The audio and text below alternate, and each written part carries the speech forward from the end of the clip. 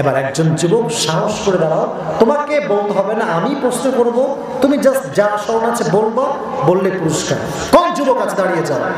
আচ্ছা আপনি আছেন, কে দাঁড়াইছে আগে ভাই? আচ্ছা ওই ছেলেটা আগে দাঁড়াইছে, একে আমি দিচ্ছি। মাইক আছে, hand mic? Where is the hand mic? যাবে? তা তুমি এই পাশে আসো, এই যে এই পাশে আসো, যেতে পারবা? মাশাআল্লাহ মাশাআল্লাহ। ও কি মাদ্রাসার ছাত্র? তুমি কি মাদ্রাসার ছাত্র? আচ্ছা মাশাআল্লাহ, তোমাকে ছেলে লাগতেছে দেখছি। আচ্ছা ঠিক আছে, মারহাবা বলুন আপনারা সবাই। ওর দিকে তাকাবেন, তোমার কোনো ভয় নেই। I am with you and people are here, they are always with you. ঠিক আছে, কোনো ভয় নেই। আমি যা বলবো তুমি সহজে বলবো। হ্যাঁ পেছনে পেছনে আসো, এই যে এখানে আসো। ও ক্যামেরার লোকরা আছে, মিডিয়া ম্যানরা আছে, একটু কষ্ট হচ্ছে তোমাকে নেওয়া ফুটেজটা। নয় নিচে গেলে ভালো হয় না ওর জন্য নাকি? উপরে ঠিক আছে? হ্যাঁ একজন কই যায় ভাই? যাই না ভাই, আমরা দোয়া করে যাবো তো ইনশাআল্লাহ। ওকে তুমি আর পাশে দাঁড়াও। বলো আজকে আমাদের কেউ বলবেন না, শুধু ও বলবে। আজকে আমাদের আলোচনার মূল বিষয়বস্তু ছিল কি? আজকে আমাদের বক্তব্যের মূল বিষয় ছিল কবর। কবর। মাশাআল্লাহ, তোমাকে আমি খুবই সহজ প্রশ্ন করব। দেখো বলো যে নামাজি বান্দার মৃত্যুর ধরনটা কেমন হবে, একটু ছোট্ট সংক্ষেপে বললেই হবে। নামাজি বান্দার মৃত্যু মডেল সিস্টেমটা এমন হবে, নামাজি বান্দা মৃত্যুর আগে তার সামনে আজরাইল আলাইহিস সালাম খুব সুন্দর একটি চেহারা নিয়ে আসবে। মারহাবা বলেন।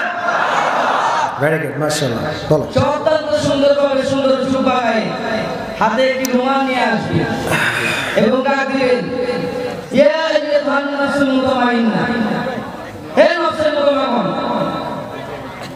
তুমি তোমার রবে সারা ভালোভাবে দিতে পারো।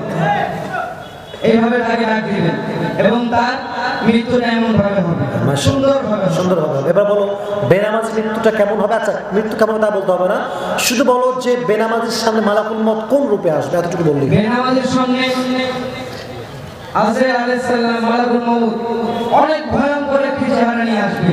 আচ্ছা তার দেহের রংটা কেমন হবে? তার দেহের রং থাকবে ব্লু কালার, নীল কালার।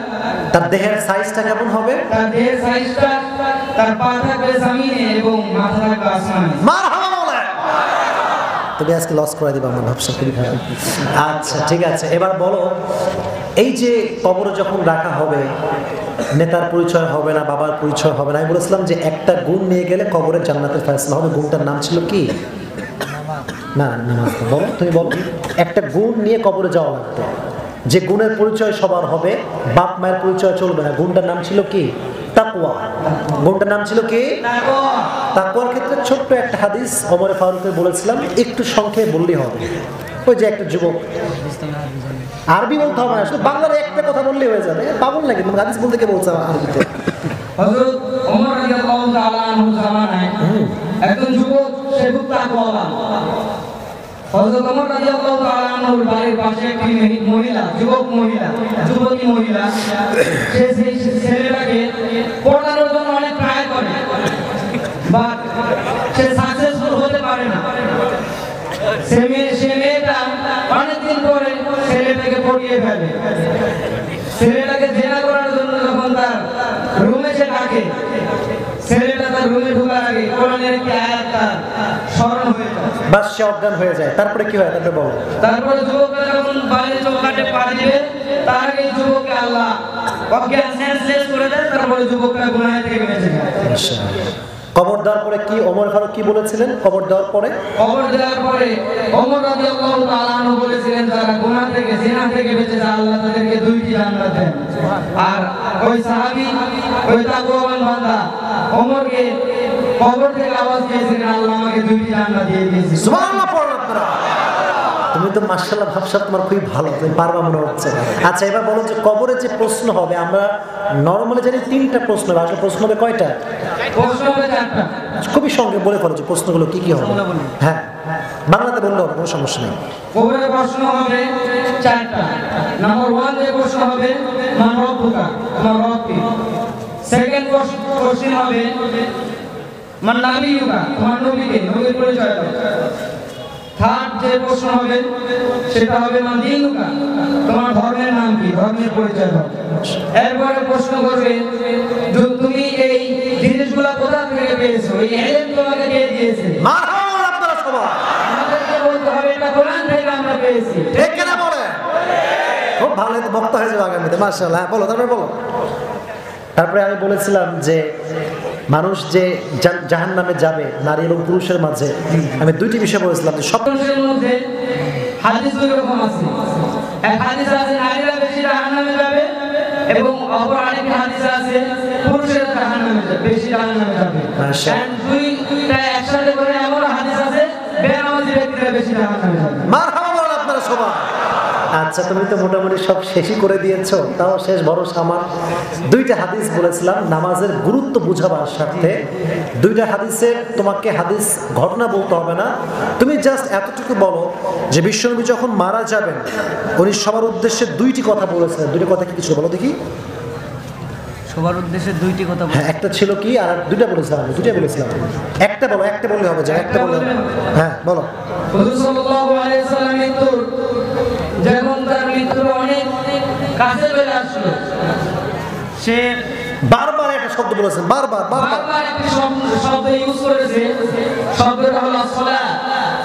আসসালাত, আসসালাত। মারহাবা বলেন আপনারা সবাই। আচ্ছা, আরেকটা হাদিস বলেছিলাম ওমর ফারুকের হাদিস।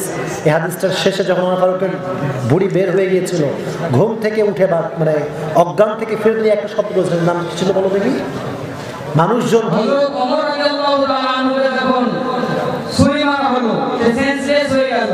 তার চিকিৎসার পরে সে যখন সেন্সফুল হয়ে গেলেন, তখন সে একটি শব্দ ইউজ করেছে, সেই শব্দটা ছিল আসসালাত, অর্থাৎ নামাজ। নামাজ ছেড়ে দিও না। মারহাবা বলেন আপনারা সবাই।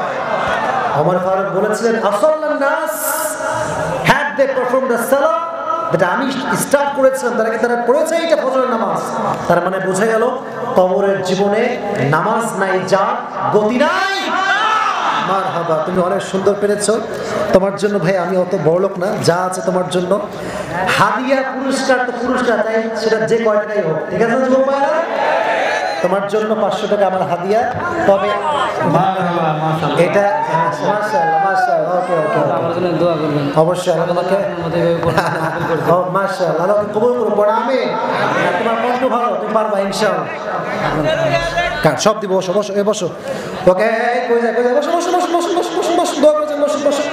তো যুবক এটা বুঝাই দিয়েছে যে নাটোরের যুবক সব ব্রিলিয়ান্ট যুবক, ঠিক কিনা বলো যুবকেরা? তার ব্রেইন কি মাশাআল্লাহ, আরবিগুলো বলছে খুব ভালো করে। আমি ওর জন্য দোয়া করি আল্লাহকে দিনের দায়ী হিসেবে কবুল করুন, পড়া আমিন। আচ্ছা, একটা প্রশ্ন আসছে, এই দুজন কই যায়, এই ছেলে হয়ে গেছে আমরা দোয়া করবো। আচ্ছা, আমি পারমিশন চাই, একটা প্রশ্ন যুবক দিয়েছে কাগজে করে, আপনাদের কাছে পারমিশন চাই। যদি আপনারা বলেন পড়ার জন্য পড়বো, নয় আমার দায়িত্ব শেষ, আমি দোয়া করবো, কোনটা হবে? দোয়া করবো, তাই না? তাহলে আমি পড়লে একটা যুবক ডান বাম হলে কিন্তু আমি দোয়া করে দিব। কেউ ডান বাম হবেন নাকি? এভাবে হাত তুলে বলেন সবাই থাকবো ইনশাআল্লাহ। তাকবীর দেন, লিল্লাহি তাকবীর।